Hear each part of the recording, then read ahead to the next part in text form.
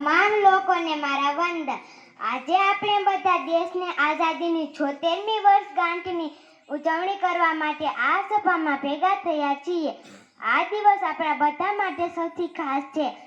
આજના ભારતે આઝાદીના 75 વર્ષ પૂર્ણ કર્યા છે, જેને આજે આખો દેશ આઝાદી કા અમૃત મહોત્સવ તરીકે ઉજવી રહ્યો છે. આ પવિત્ર અવસર પર આપણે તે તમામ સ્વાતંત્ર્ય સેનાઓને યાદ કરીશું જેમણે દેશની આઝાદી માટે પોતાના જીવનનું બલિદાન આપ્યું હતું. આ બલિદાનોને કારણે જ આપણને સેંકડો વર્ષો પછી બ્રિટિશ શાસનમાંથી આઝાદી મળી છે.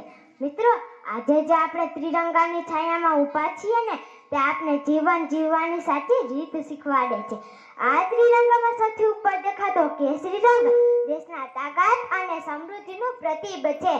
મધ્યમાં સફેદ રંગ શાંતિ, સંવાદિતા અને તમામ ધર્મોનું સન્માન કરવાનું શીખવે છે. ત્રિરંગામાં સૌથી નીચે દેખાતો લીલો રંગ દેશના વિકાસ અને સમૃદ્ધિનું પ્રતીક છે. ભારતની સંસ્કૃતિ તેના ધ્વજમાં જોઈ શકાય છે. મિત્રો, દરેક ભારતીય પહેલા તેનો દેશ આવવો જોઈએ. ભારત દુનિયામાં મોટો લોકશાહી દેશ છે. આપણે અહીંની સંસ્કૃતિ અને સભ્યતાને નમન કરવા જોઈએ. આ શુભ અવસર પર આપણે તે રાષ્ટ્ર નિર્માણ, દેશનો વિકાસ અને તમામ ધર્મોનું સન્માન જાળવી રાખવાનો સંકલ્પ લઈએ. ભારતની સંસ્કૃતિ તેના ધ્વજમાં જોઈ શકાય છે. સ્વતંત્રતા દિવસ આ શુભ અવસર પર આપ સૌને ખૂબ ખૂબ શુભેચ્છાઓ.